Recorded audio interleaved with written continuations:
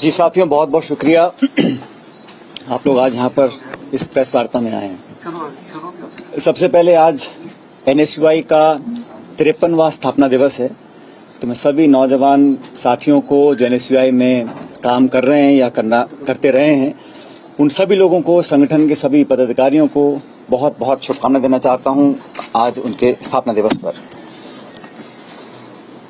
दोस्तों, आप सब जानते हैं 2013 दिसंबर में कांग्रेस पार्टी की सरकार थी और हम चुनाव हार गए थे। उसके पश्चात कांग्रेस अध्यक्षा ने, राहुल जी ने, कांग्रेस पार्टी ने मुझको कांग्रेस पार्टी का अध्यक्ष बनाया था और अध्यक्ष बनने के बाद पूरे 5 साल का कार्यकाल मेरा रहा। इस कार्यकाल में सरकार वसुंधरा जी की थी और 163 के बहुमत के साथ एक मजबूत सरकार राजस्थान में बनी थी। उस सरकार का लगातार हम लोगों ने विरोध किया नीतियों के आधार पर, लेकिन सबसे प्रमुख प्रहार जो उसकी सरकार की विश्वसनीयता पर रहा वो वसुंधरा जी की सरकार में हुए भ्रष्टाचार पर था।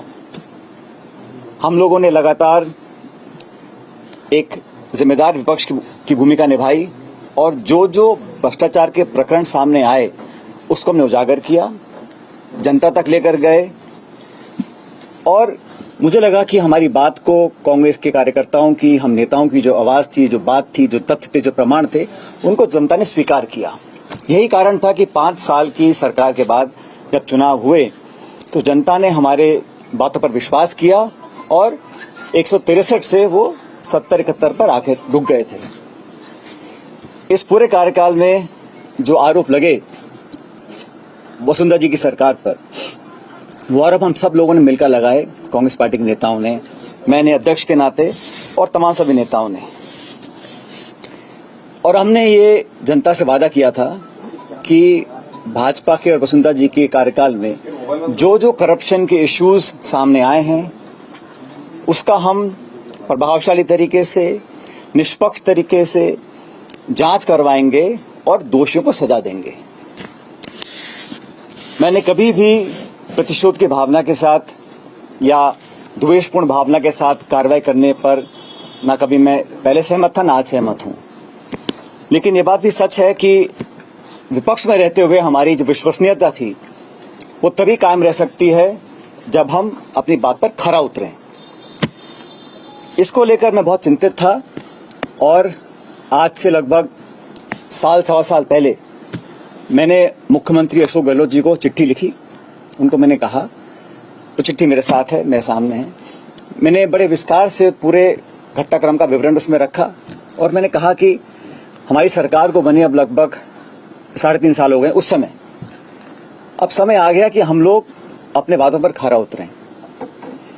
जो आरोप हमने लगाए थे, गहलोत जी ने लगाए, मैंने लगाए, भूमाफिया के, शराब माफिया के, खनन माफिया के, 9TP को लेकर, ललित मोदी को लेकर, खान माफिया को लेकर, खान का बड़ा घोटाला हुआ था, वो सारे पब्लिक डोमेन में हैं। मैंने उनसे आग्रह किया था कि 1.5 साल बचा है चुनाव में और हम लोगों को, कांग्रेस जनों को ये दिखाना पड़ेगा कि हमारी कथनी और करनी में फर्क नहीं है। मैंने तमाम जो हमारे स्टेटमेंट्स थे, जो हमने प्रतिक्रियाएं दी थी, जनसभाओं में, प्रेस वार्ता में जो आरोप लगाए थे, वो सब उनको मैंने दिए और उसकी कॉपी मैंने AICC में तमाम लीडरशिप्स को दी कि हम चाहते थे संज्ञान इसका लिया जाए। ये पहली चिट्ठी मैंने लिखी थी 28 मार्च 2022 को। उसका मुझे जवाब नहीं मिला, तो फिर मैंने 2 नवंबर 2022 को एक और चिट्ठी लिखी। उसमें उनको बड़ा विनम्रता से आग्रह किया कि मैंने आपको पहले लिखा था, ये प्रकरण हुए, ये आरोप आपने लगाए, मैंने लगाए, पूरी कांग्रेस पार्टी ने लगाए और जनता ने हमारी बातों को विश्वास किया। तभी तो हम लोग जहां सिर्फ 21 सीटों पर रह गए थे 2018 के चुनाव में, 2013 के चुनाव में 21 से लेकर हम 100 तक पहुंचे, तो हमारी बात पर लोगों ने विश्वास किया था। चिट्ठी लिखी मैंने 2 नवंबर 2022 को, उसका भी जवाब मुझे मिला नहीं।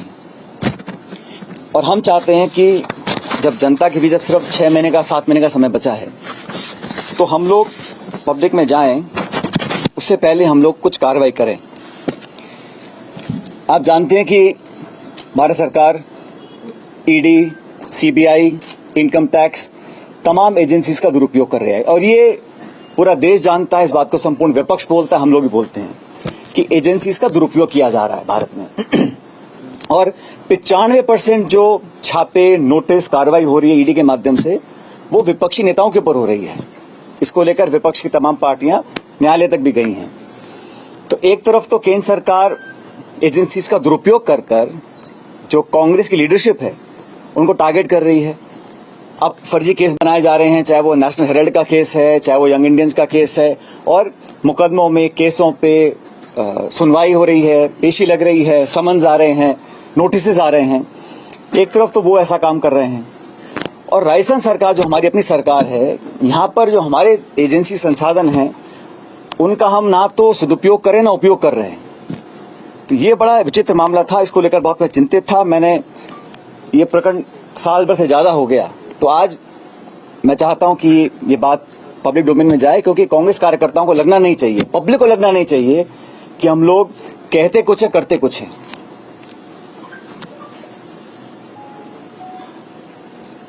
हमारे विरोधी इस भ्रम को फैलाने की भी कोशिश कर सकते हैं कि कहीं कोई मिलीभगत तो नहीं है, क्योंकि कांग्रेस के पिछले कार्यकाल में भी जब हमने 22,000 करोड़ का घोटाले का आरोप लगाया था, उस समय कांग्रेस सरकार ने भी एक माथुर आयोग का गठन किया था। लेकिन न्यायालय ने कहा कि जो गठन हुआ है आयोग का वो प्रॉपर तरीके से नहीं किया गया, उसमें कोई लीगल कमियां रह गई थी और उसको खारिज कर दिया। तो ये भ्रम भी फैलाया जा सकता है विरोधियों के माध्यम से। हमारे विरोधी बोल सकते हैं कि भाई ये तो मिलीभगत यहाँ पर हो रही है। और वसुंधरा जी का कार्यकाल हम सब ने पब्लिकली कहा कि राजस्थान सरकार का सबसे भ्रष्ट कार्यकाल था और तमाम प्रकरण सामने आए, उसकी लिस्ट मैं आप लोगों को अभी देता हूं। तो इस धारणा को तोड़ना, प्रभावी तरीके से तोड़ना कि कहीं ऊपरी मिलीभगत तो नहीं थी, बहुत जरूरी हो गया, क्योंकि चुनाव में अब सिर्फ 6-7 महीने का समय रह गया है।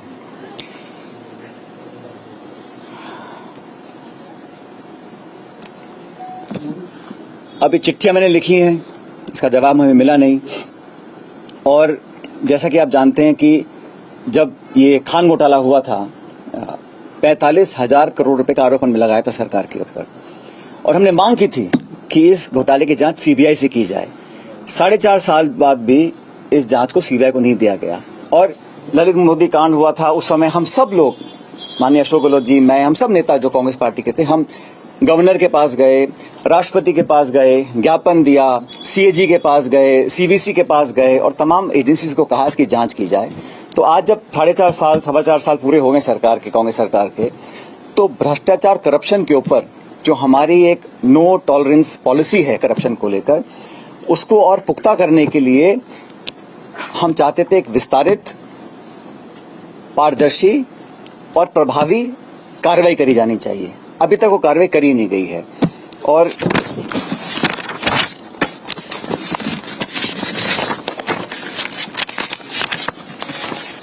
ये 2 चिट्ठियां हैं जो मैंने लिखी थी गहलोत जी को 2022 में, मार्च में और नवंबर के अंदर। इसकी कॉपी मैं आपको दूंगा। लेकिन साथ ही साथ ये जो मैं कह रहा हूं, ये सब हम एक छोटा सा वीडियो हमारे पास है जो इकट्ठा किया था, जो पब्लिक डोमेन में हमने बातें करी थी।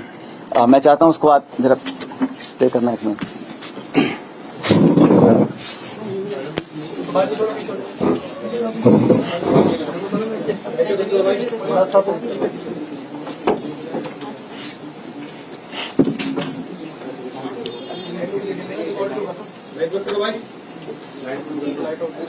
मुझे छिपाया जा रहा है। इसका मतलब ये होगा कि अमित शाह जो उनके अध्यक्ष है, वसुंधरा जी, उनको सही पिक्चर नहीं दे रही है। एक सब तो लोकपाल को भेज रही है फैसला खानों के आवेदन को रद्द करके, और फिर भी इनको कैबिनेट नहीं दिख रहा है अमित शाह साहब को। और दूसरा जो 2.5 करोड़ में पकड़े गए हैं, उनके लोग जेल में बैठे हुए हैं, फिर भी नहीं दिख रहा वो करप्शन। मॉरिशस रूप से पैसा आया है, ईडी जांच शुरू कर रहा है,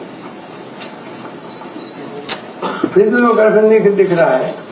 उसका क्या कहना है? उसका मानना है कि वो क्योंकि बीजेपी के अध्यक्ष हैं तो उनको कुछ तो बोलना ही, इसलिए बोले। और करप्शन अच्छे पार हो गए राजस्थान में। मुख्यमंत्री का परमिशन पूरा रहा उन लोगों को, गलत लोगों को। IAS तक के अरेस्ट हुए, उनको बचा लिया गया, जमानत करवा ली गई, केस को दे दिया गया, लोकपाल ट्रांसफर कर दिया गया, CBI को नहीं दिया गया। जल्दी आएगा, जल्दी आएगा। खान घोटाले पे आरोप लगाए तो भाजपा सरकार पे बदलियों खान घोटाले पे हजारों करोड़ के आरोप आगे लगा रहे हैं और केंद्र के जो ओपीसी में आ रहे हैं प्रेस वार्ता में मोदी लगा रहे हैं। आपने इसी तरह सर दलित के 90 या 90B इनसे आरोप लगाए थे, लेकिन कुछ आउटपुट तो निकला नहीं। इनसे कुछ आउटपुट निकलेगा आपकी सरकार आने से या इसी तरह रहेगा? बजरी के अवैध जो खनन हो रहा है उसमें पूरी तरह वसुंधरा गवर्नमेंट वसुंधरा इन्वॉल्व है, पूरी तरह। जिस प्रकार से जैसे शासन आई है तब से बजरी माफियाओं के सांठगांठ करके जो खेल खेला गया है, आम जनता समझ नहीं पा रही है। मीडिया समझता है तो उनकी परवाह नहीं की जा रही है, विपक्ष बोलता है तो उनको कोई चिंता नहीं है, और करोड़ों रुपए का लेन देन प्रतिमाह हो रहा है, प्रतिमाह। कल मैं आ रहा था हिंडोली से, तो टोंक जिले में एंटर करते ही मुझे नौजवान मिला। वो कह रहा कि बद्री के ट्रकों ने यहाँ पर जाम कर दिया, तो मैंने शिकायत की जाके थाने के अंदर। तो उनकी बातें छोड़ो, मुझे दिन भर बैठा दे थाने के अंदर, मेरी रिपोर्ट दर्ज नहीं करती। अब आप कल्पना करो, चोरी और छीना चोरी, बजरी माफिया खनन करे, शिकायत करी थाने के अंदर, क्योंकि थाने में वहां पाबंदी पहुंचती है। मैंने टॉल आगे टेलीफोन किया कलेक्टर साहब को, कृपा करके देखो क्या मामला है। तो ये जो राज जिस प्रकार का चल रहा है राजस्थान में, वो बहुत ही निराशाजनक भी है, अफसोसजनक भी है, क्योंकि भारी बहुमत दिया जनता ने। और अब दौरे दौरे चले 4 दिन के।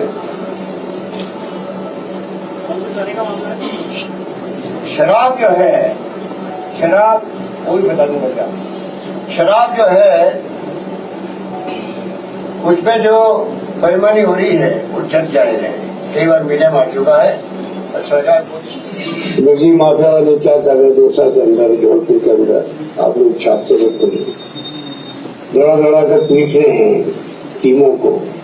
ये नौबत क्यों आई? क्योंकि आपने जानबूझ के साल भर के छूट दे रखी है, बजरी माफिया को लूट लेती है और पैसा पहुंचता ऊपर तक, इसलिए आपने छूट दे रखी है। और तमाम आपने पुलिस वालों को सस्पेंड कर दिया, क्योंकि मैंने सुना है 19 को किया, 16 को किया। तो मैं पूछना चाहूंगा कि अगर ये साल भर पहले आप कदम उठाते तो पूरा राजस्थान लूटता नहीं। आज 5,000 की ट्रक जो है आज 30,000 40,000 बिक रही है, मकान भी बना नहीं पा रहा है, और पूरी बंदी हुई है, माइंस से लगा करके ऊपर तक। जब से अवैध खनन होता है तब से ट्रक किसकी होगी, किस रास्ते से जाएगी, और वो बंदी हुई है पैसा ऊपर तक पहुंचने की। ये आपने क्यों होने दिया, इसका जवाब जनता को देना चाहिए। मुख्यमंत्री चारों ओर हाहाकार मचा रहा है बजरी माफियाओं ने। आप कल्पना करो कितना बड़ा वसुंधरा जी के संगठन है जो बजरी माफिया पनपा राजस्थान के अंदर नीचे से ऊपर तक पहुंच रहा है। तो कोई पहला खर्च हो चुनाव के नाम कि पूछो बजरी माँ के अलग, शराब माँ के अलग, क्यों बना दी जीवन माँ के अलग। ये जो हालात ये है, इससे लोग सब समझ गए हैं कि आपकी चाल सही से चेहरा ठीक नहीं है, आपकी चाल सही से चेहरा ठीक नहीं है। लंबी कहानी है। और 5 करोड़ रुपए प्रति माह बजरी माँ से किसको दे रहे थे, ये ऐसी जांच करते हैं।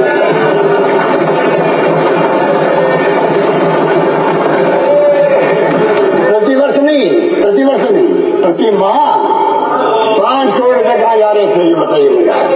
आप हमसे पूछते हो कि बजरी आबकारी के अंदर तो जिस प्रकार लूट मची सरकार ने, उन्होंने रिकॉर्ड बनाया।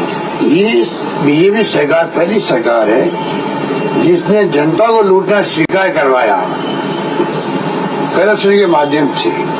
जनता की जेब से पैसा निकालो शराब की कीमतें बढ़ा दी गई अनऑफिशियली, और पर दुकान 25,000 रुपये वसूल किए गए पूरे राजस्थान से। लाखों करोड़ रुपए इकट्ठे हुए इनके, वो पैसे कहाँ गए मुझे पता नहीं। मशीनरी को करप्ट कर दिया लोगों ने। खुद के स्वार्थ में पैसा ऊपर तक पहुंचता था। खुद के स्वार्थ में शराब की जो रेट होती, फिक्स रेट होती है एमएसपी की, एमआरपी, उसको बदल करके आपने छूट दे दी कि आप जनता को लूटो। और नाम इन्होंने किए थे, उसको ठीक करने में लगे हुए हैं। बजरी के अंदर भी यही मामला है। अवैध खनन करो, 5,000 की ट्रक है वो 30,000 बेचो, 40,000 बेचो, कुछ भी करो, पैसा ऊपर तक पहुंचना चाहिए। 55 करोड़ रुपया प्रति माह पहुंचे ऊपर, ये स्थिति बनी थी। और पूरा सिस्टम जो था पुलिस का, माइनिंग का, ट्रांसपोर्ट कंपनियों का, वो पूरे सिस्टम को बर्बाद कर दिया उन्होंने, पूरे सबको करप्ट कर दिया। ऐसी हरकतें मैंने कभी देखी नहीं आज तक। आग लगी हुई देश है।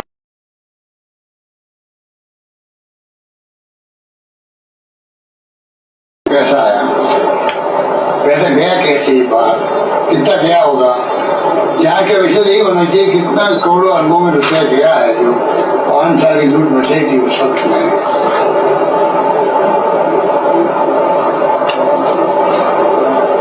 और मैंने कहा ना कि सास है तो जो इनके खिलाफ केस चल रहे हैं, कोर्टों के अंदर भी है, उनकी जांच करवा, पुलिस इनकी है, तो ये यहाँ जांच हो नहीं सकती मुख्यमंत्री के खिलाफ में या मुख्यमंत्री के सहयोगियों के खिलाफ में, जो बेटी है या कारपेट वाला मामला।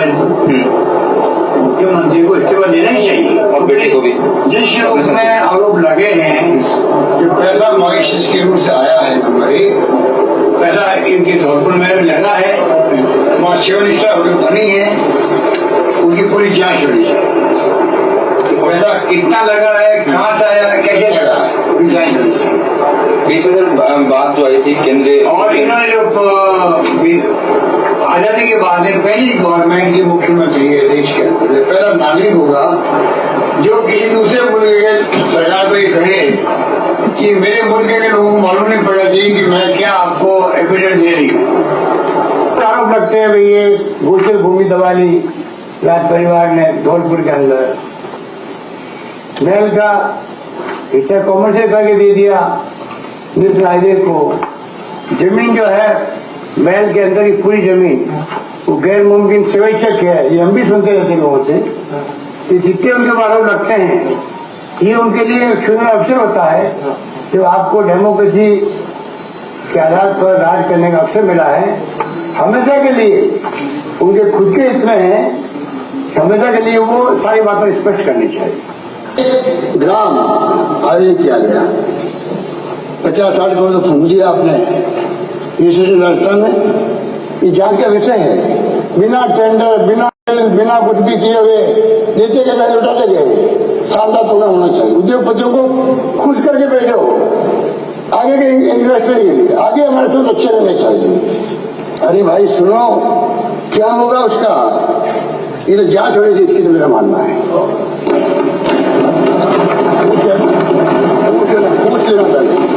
पूछ लेना भैया। एग्रीगेट आयोजन 67 करोड़ रुपए खर्च कर दिए। एमओ होने 6,000 करोड़ रुपए आया, कितना 631 करोड़ रुपए, 631 करोड़ का। और पहले कितना खर्च हुआ, 67 करोड़ रुपए खर्च कर दिए। बड़े बड़े आयोजन किए गए।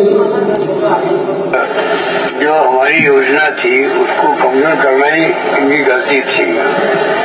भामाशाह योजना लाने नहीं चाहिए थी, क्योंकि हमने जब स्कीम लागू की थी हमने इसको स्टडी किया था आंध्र प्रदेश के अंदर। आंध्र प्रदेश में ऐसी स्कीम चल रही थी भामाशाह की तरह, और उसमें करप्शन बहुत बड़े लेवल का था। पता पड़ता नहीं कौन सा इलाज कौन करवा रहा है, कहाँ करवा रहा है, फिर उसके बिल पेश करो, तो उसमें डिफिकल्टी आ रही थी करप्शन की। इन्होंने अपनी जिद को पूरा करने के लिए हमारी योजना जो कि हमारे वक्त में लागू की, जैसे मैंने कहा इन्होंने हर हमारी योजनाओं को नाम बदलना या काम बदलना, कमजोर करना, यही काम किया 5 साल।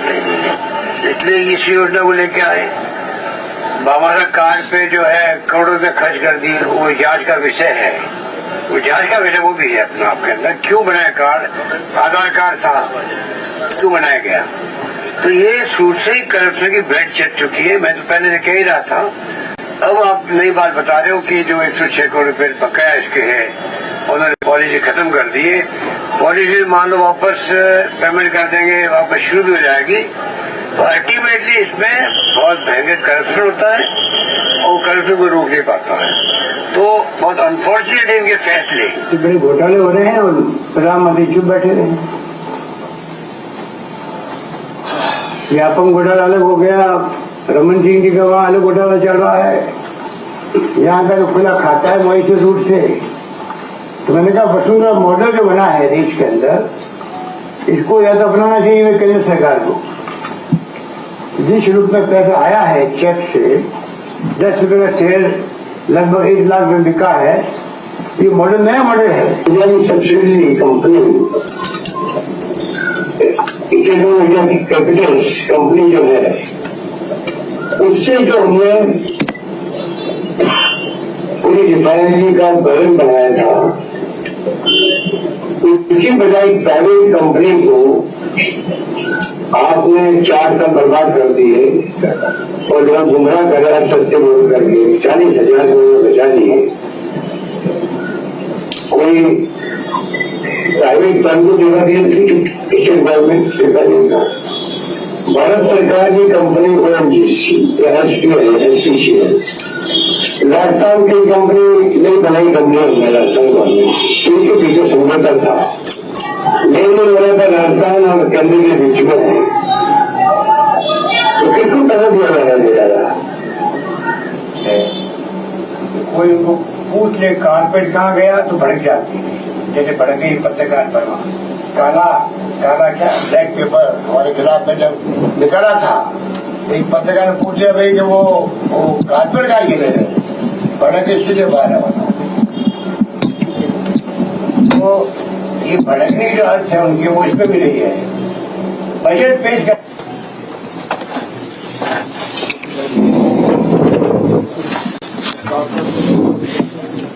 अब साथियों, ये जो करप्शन को लेकर गहलोत साहब ने जो बातें बोली हैं, इससे कहीं ज्यादा मैंने भी बोली थी और हमने मिलकर बोली थी। और मैं समझता हूं अब समय आ गया कि इस पर हम अपनी स्थिति स्पष्ट करें।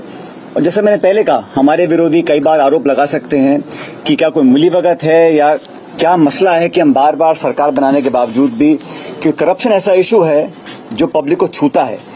और हम जब दोबारा चुनाव में जाएंगे तो हमारी बात पर कोई इकबाल करे, इसलिए जरूरी है कि हम प्रभावी, पारदर्शी और समय सीमा निर्धारित, और साथियों अगर निष्पक्ष जांच में, क्योंकि करप्शन ऐसा इशू है जो पब्लिक को छूता है, और हम जब दोबारा चुनाव में जाएंगे तो हमारी बात पर कोई इकबाल करे, इसलिए ज़रूरी है कि हम प्रभावी, पारदर्शी और समय सीमा निर्धारित, और साथियों नहीं होगी तब तक कैसे लोग मान लेंगे हमारी बात को। अगली बार जब हम जाएंगे कि भाजपा के हमारे साथी वसुंधरा जी की सरकार में जो कांड घोटाले हुए थे वो सही थे या गलत थे।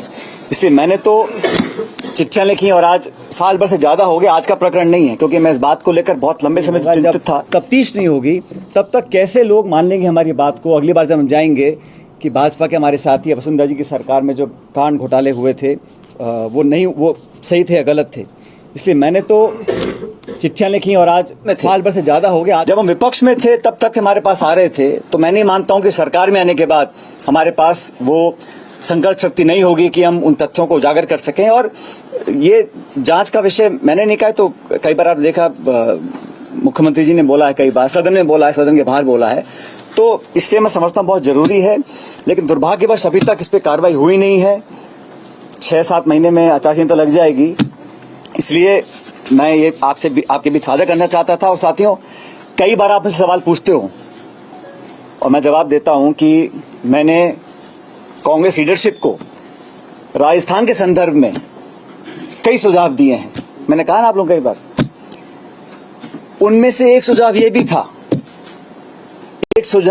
था कि पार्टी की साख बचाए रखने के लिए पार्टी के नेताओं द्वारा दिए गए आश्वासन और भाषण ऐसे ना लगे कि हम सिर्फ चुनावी रोटी सेकने के लिए झूठे मूठे आरोप लगाते हैं और सत्ता में आने के बाद हम सब भूल जाते हैं।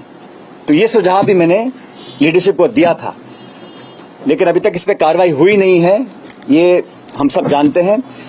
इसी को देखते हुए, क्योंकि 11 अप्रैल को महान समाज सुधारक लगभग 200 साल पहले जन्मे ज्योतिबा फूले जी की जयंती है, इसलिए मैं 11 अप्रैल को राजस्थान में शहीद स्मारक के ऊपर एक दिन का अनशन करूंगा, इस बात को दोबारा रखने के लिए कि करप्शन को लेकर हमारी सरकार जो कहती है हम कर दिखाएंगे। और एक दिन का अनशन 11 अप्रैल को मैं रखूंगा शहीद स्मारक पर। इस बारे में मैंने जिला प्रशासन को सूचित कर दिया है। अनशन करप्शन के खिलाफ कार्रवाई करने को रखा जाएगा। अब तक जो हम नहीं कर सके 4.25 साल में, उसको करने के लिए, ताकि मैं फिर कहना चाहता हूं, जनता जनार्दन है और हर पार्टी को अपनी बात पर विश्वास कायम कराने के लिए प्रमाण देना जरूरी है। तो इसलिए अपनी बात को लेकर मैं शहीद स्मारक पर 11 अप्रैल को ज्योतिबा फूले जी की जयंती है, उस दिन एक दिन का अनशन रखूंगा।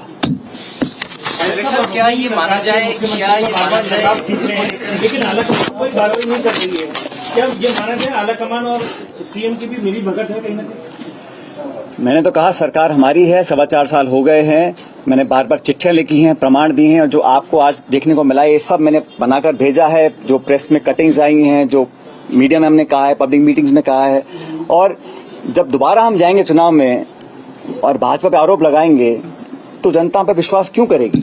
इसलिए अपनी विश्वसनीयता बनाने के लिए ये बहुत जरूरी है कि हम कुछ कर दिखाएं। और मैंने कहा ना, ये जो मिली भगत का आरोप हमारे विरोधी लगा सकते हैं, भ्रम फैलाने की कोशिश कर सकते हैं कि कहीं वसुंधरा जी या मुख्यमंत्री जी या किसी और का कहीं कोई आपस में गठजोड़ तो नहीं है, क्योंकि पिछली सरकार में हमने आरोप लगाया, कमीशन बनाया, उसमें कुछ कमी आ गई, उस पर कार्रवाई नहीं हुई। दोबारा सरकार में बीजेपी आई, हमने और बड़े आरोप लगाए, हम राष्ट्रपति के पास गए, गवर्नर के पास गए, ज्ञापन दिया, लोगों को आश्वासित किया। 4.25 साल हो गए और हमने कोई कार्रवाई नहीं करी है, कम से कम मेरी जानकारी में तो नहीं है। इसलिए मैं चाहता था कि पब्लिक में हम लोगों की बात जनता माने अगली बार भी, इसलिए कदम उठाना जरूरी है। ये Congress model Rajasthan model promote कर रही है कि राजस्थान मॉडल के बारे में बात की जा रही है, कि आपके अनुसार राजस्थान मॉडल वैसा नहीं है जैसा दिखाया जा रहा है? भाई मैंने तो जो मुझे इशू लगा पब्लिक डोमेन में आना चाहिए, जिस इशू को लेकर मैं 5 साल में संघर्ष किया, और मैं जब अध्यक्ष था तब हम सब लोगों ने, ये ऐसा नहीं है कि किसी एक, मैंने तो अशोक जी से बहुत ज्यादा बोला है इस बारे में, हम सब ने बोला है। लेकिन सरकार जब बनी है तो पार्टी की सरकार बनी है, तो इसलिए मैं चाहता हूं जो हम बोल रहे हैं, सदन के अंदर बोल रहे हैं, जांच का विषय है, जांच का विषय है, जांच का विषय है, कितनी बार मैंने बोला, कितनी बार गहलोत साहब ने बोला, तो उस पर तो हमें कार्रवाई करनी चाहिए। अभी तक नहीं करी, ये बहुत बड़ा सवाल है। और समय कितना बचा है? सुझाव पार्टी क्यों नहीं मानती, क्या लगता है? ये सुझाव पे कार्रवाई करने का काम सरकार का है, इसमें संगठन का कोई ज्यादा लेना देना नहीं है, सरकार की जिम्मेदारी है। अशोक गहलोत जी ने तो क्या करें? आपके इलेक्शन में कौन कौन एमएलए मंत्री बैठेगा? मैं बैठूंगा जी, हाँ गोयल साहब मैं बैठूंगा। सचिन सर, अशोक गहलोत जी ने तो आपके ऊपर भी बहुत सारे आरोप लगाए, लेकिन आपने तो उन आरोपों को कोई जवाब ही नहीं दिया आज तक। भाई आरोप नहीं लगा रहा हूं मैं, आपने मेरे ढंग से सुना नहीं। मैं तो सिर्फ तथ्य प्रमाण के साथ रख रहा हूं सामने, अब तक का इतिहास बता रहा हूं और हमें क्या करना चाहिए इस पर अपना बात रख रहा हूं। आरोप प्रत्यारोप राजनीति मैं नहीं करता हूं। तो मेरा ये सवाल था कि आपने वसुंधरा राजे के बंगले के ऊपर भी कहा था कि उनको छोड़ना चाहिए, लेकिन आप 3 साल से उप मुख्यमंत्री नहीं है, आपकी नैतिकता आपको नहीं कहती है बंगला? सरकार अपने विवेक से बंगले आवंटित करती है, जिसको करना है करे, नहीं करना ना करे, जो सरकार का आदेश होगा हम सब मानेंगे उसको। सचिन जी, आपको नहीं लगता आपने कई चिट्ठियां लिख दी, तो मंशा तो जाहिर है सरकार की कि वो आपकी चिट्ठियों को बहुत ज्यादा गंभीरता से नहीं ले रही, ऐसे में आपका अनशन, आपको लगता है कोई और रास्ता? भाई उम्मीद पे दुनिया कायम है, क्यों नहीं करेंगे? हो सकता है कुछ मजबूरियां रही हों, लेकिन अब मैं अनशन कर रहा हूं क्योंकि मैं चाहता हूं कि हमारी सरकार इस पर कार्रवाई करे। समय बहुत ही कम रह गया है, इसलिए आज मुझे करना पड़ रहा है। तो मैं तो चिट्ठी, आपको पता है चिट्ठी लिखी है मैंने, आज 1 साल से ऊपर हो गया, आज मैं क्यों बोल रहा हूँ? ये नहीं कि मैं आज सो के जागा हूँ, मैं तो बहुत पहले से कहता आया हूँ, फिर चिट्ठियां लिखता आया हूँ, आग्रह करता आया हूँ। अब जब नहीं हो रही कार्रवाई, इसके मुझे अनशन करना पड़ रहा है। ये माने कि अब आप आर पार की लड़ाई कर रहे हैं, या आर पार की लड़ाई भ्रष्टाचार के खिलाफ है या सरकार के खिलाफ? शशि जी, मैं तो एक इशू उठा रहा हूँ जो मेरे कार्यकाल में अध्यक्ष में था, हम सब लोगों ने उठाए थे और कई बार कहा था, उस पर कार्रवाई हो, ये मैं चाहता हूँ। इतना मेरा लिमिटेड ऑब्जेक्टिव है। जो पहले आपने मुद्दे उठाए इससे पहले जो जिन लोगों पर कार्रवाई होनी थी, जिन्होंने अनुशासनहीनता की थी 25 सितंबर को, तो क्या अरे आज का इशू जो आपको बता दिया मैंने, वो तो दूसरा इशू है। आप जब अनशन पर बैठेंगे उसके बाद जो आपने 2 पत्र तो पहले भी लिख चुके, कार्रवाई नहीं हुई, अनशन पर बैठने के बाद सरकार कार्रवाई करेगी, अपनी बात जो पुरानी बात कही थी उस पर अमल करेगी? मैं उम्मीद रखता हूँ। पायलट साहब, 11 अप्रैल को आप अनशन की बात कर रहे हैं, काफी लेट नहीं कर दिया आपने क्या? भाई मैंने कहा ना आपको, मैंने बहुत चिट्ठियां लिखी, मुझे उम्मीद थी कुछ कार्रवाई होगी, लेकिन अब जब लग रहा है कि समय बहुत ही कम रह गया तो मैं बैठूंगा, दर्शन करूंगा, लोगों के सामने बात रखेंगे। और मेरा इस पे किसी पे छीटाकशी करने का मकसद नहीं है, मैं तो सिर्फ सैद्धांतिक मुद्दों की बात रख रहा हूं और मैं चाहता हूं इस पर हम नैतिकता अपनी बनाए रखें, उस पर कार्रवाई करें। सचिन जी, बड़ी शिद्दत से हनुमान बेनीवाल आपको याद कर रहे हैं। भाई ऐसा है यार बोल, जवाब तो देने दो। हाँ जट साहब बोलो, क्या करें? परेड साहब, अगर इस अनशन के बाद भी कुछ नहीं हुआ तो आगे क्या करेंगे? आगे देखेंगे, लेकिन भाई हनुमान बेनीवाल जी ने मेरे ख्याल हनुमान जयंती पे कुछ कहा। अब भाई हर नेता को, हर पार्टी को अपनी बात रखने का अधिकार है, मैं क्या कह सकता हूँ। क्या ये माना जाए हनुमान बेनीवाल ने हनुमान जयंती पे कुछ कहा तो इसीलिए आप भ्रष्टाचार के मामलों की जांच के लिए फुली जयंती पर अनशन कर रहे हैं? वो एक बहुत ऐसा है, वो देश महाराष्ट्र में पैदा हुए, लेकिन पूरे संपूर्ण समाज और देश के लिए एक समाज सुधारक थे। उन्होंने मुद्दों को, समाज को बेहतर बनाने के लिए, उसमें करप्शन बहुत बड़ा इशू है, तो उनसे प्रेरणा लेके मैं करना चाह रहा था, इसलिए 11 तारीख को। पायलट साहब, अगर 11 अप्रैल को आप अनशन कर रहे हैं, अगर आपकी मांग नहीं मानी गई तो क्या इस इशू को आप जनता के बीच में ले जाएंगे? क्या मैं समझता हूँ कोई कारण नहीं है कि मांगे नहीं मानी जाएंगी। सरकार हमारी है, एजेंसी हमारी है, तथ्य हमारे सामने है, हमारा कमिटमेंट पब्लिक के अंदर है, तो बात ना मानने का सवाल नहीं उठता। सर, आपने आज पूजा समाज में जो भर्ती को लेकर प्रक्रिया चल रहा है सर, जो आपस में ट्विटर वार चल रहा है सर, उसके बारे में क्या कहेंगे सर? ये इशू पे मैं आपको याद किया था, इसके संदर्भ में कोई सवाल आप पूछ सकते हैं। आपने खूब सारे घोटालों का जिक्र किया, लेकिन संजीवनी घोटाले का जिक्र नहीं किया, लेकिन मुख्यमंत्री सबसे ज्यादा सीरियस उसी घोटाले उस पर तो कार्रवाई कर रहे हैं ना, अच्छी बात है। किसी भी करप्शन को उजागर अगर वो होता है, उस पर कार्रवाई हो, तफ्तीश हो, पुलिस केस बने, इंक्वायरी हो, FIR हो, उसमें अच्छी बात है, तो सच्चाई सामने आनी चाहिए, उस पर करें, बहुत अच्छा कर रहे हैं। लेकिन जिन पे नहीं कर रहे हैं उस पर भी करना चाहिए, मैं कहना चाहता हूँ। पायलट साहब, संजीवनी घोटाले में सरकार प्रोएक्टिव होकर काम कर रही है, SOG के माध्यम से पहले आरोपियों को बुलाया जा रहा है, केस दर्ज कराया जा रहा है। क्या आपको लगता है इस वाले मामले में भी सरकार प्रोएक्टिव होकर काम करे, अपनी तरफ से केस दर्ज करे? युवराज, ये तो मैं कह रहा हूँ कि सब पे कार्रवाई करनी चाहिए। करप्शन कोई भी करे, कितना बड़ा नेता हो, पद, विचारधारा, दल, पार्टी, ये साड़े नहीं आना चाहिए। और हम जब बातें जानते हैं, पब्लिक डोमेन में हम कह चुके हैं, फिर हम ना कार्रवाई करें, तब पीड़ा होती है। इसलिए मैंने चिट्ठियां लिखी हैं बहुत सारी। ऐसा नहीं कि मैं एकदम से सो के उठा और मैंने कहा कि आज ऐसा करना चाहिए। मैंने बहुत आग्रह किए हैं, चिट्ठियां लिखी हैं, प्रमाण दिए हैं, सब कहा है करने के लिए, नहीं हुआ किसी कारणवश। इसलिए आज मैंने फैसला लिया है कि मैं 11 अप्रैल को अनशन करूंगा।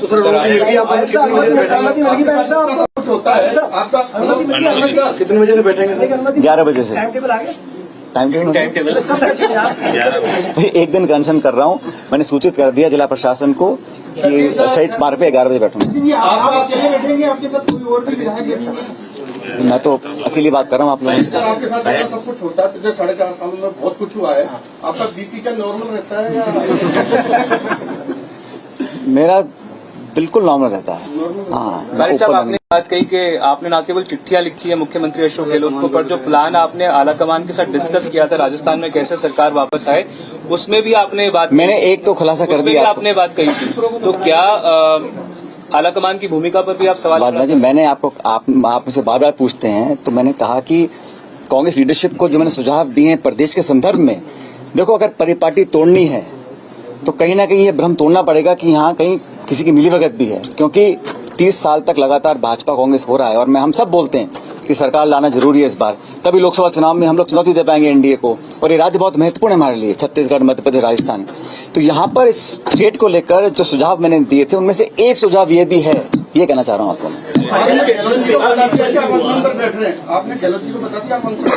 अब पता पड़ गया पेपर लीक पर भी हुआ और आंदोलन वीरांगनाओं का भी हुआ, लेकिन उनको बड़ी बड़ी घोषणाओं से ढक दिया गया।